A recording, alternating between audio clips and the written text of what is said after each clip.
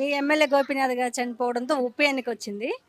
ఇట్లా ఈసారి ఈ జూబ్లీస్ ఉప ఎన్నికలు ఏ పార్టీకి టఫ్ ఉండబోతుంది? టఫ్ ఉండబోతుందంటే టఫ్ ఉంటది, కానీ ఈసారి రేవంత్ రెడ్డి అయితే రాడు. అది కన్ఫామ్ అయితే మేము చెప్తాము. 6 పథకాల ఫ్రీ బస్ వస్తుంది, ఫ్రీ గ్యాస్. బస్సు కాదు తీసుకున్నా మేమైతే ఏమి ఇవ్వము. 15 సంవత్సరాలు అవుతుంది, పింఛన్ లేదు, విడవ పింఛన్ లేదు. పెట్టినాము 4-5 సార్లు పెట్టినాము, పోతున్నాము వస్తున్నాము, అప్లికేషన్లు వేస్తున్నాము వస్తున్నాము. ఇంతవరకు ఒక్కటి ఇవ్వలేదు. అదేది ఇండ్లు ఇస్తామన్నారు, ఇల్లు ఇవ్వలేదు. పోనీ కేసీఆర్ వచ్చినప్పుడన్నా ఏదో దొరికిన వాళ్ళకి దొరికినాయి, వచ్చిన వాళ్ళకి వచ్చినాయి, మాకు రాకపోయినా కూడా అనుకున్నాము అంతో ఇంతో అని.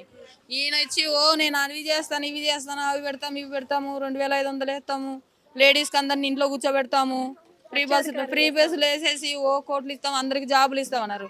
నాకు 2 కూతుర్లు, మరి భర్త లేడు, 15 సంవత్సరాలు అయిపోయింది. వచ్చినాయి జాబ్స్లు, ఉన్న వాళ్ళకి వచ్చినాయి. ఉన్నోళ్ళు ఉన్నోడే పంచుకుంటున్నాడు, లేని వాళ్ళకి ఎవరికి లేదు. మేము ఎంత చదువుకున్నా ఎంత డిగ్రీలు చేసినా ఏం చేసినా పక్కకు దొబ్బేస్తారు అప్లికేషన్లు. లంచం ఇచ్చిన వాళ్ళకు జాబులు వస్తాయి. మరి అంతే, రాజకీయవేత్తలు అంతా అంతే, ఉన్న వాళ్ళకు ఉన్న వాళ్ళే పంచుకుంటారు. ఏ బస్తీ లీడర్లు కానీ ఇంకెవరు కానీ ఇంకొకరు నేను 30 ఏళ్ళు అవుతుంది తెలంగాణకు వచ్చి, ఇంతవరకు ఏదీ లేదు. నేను వచ్చినప్పటికీ తెలంగాణ ఎట్లునింది, రాళ్ళు నింది. ఇప్పుడు ఎట్లా డెవలప్ అయింది?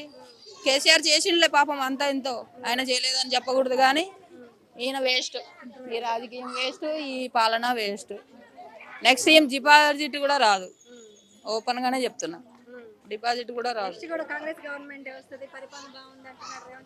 వచ్చి వాళ్ళు కొట్టుకుంటారేమో, మేమైతే వెయ్యం.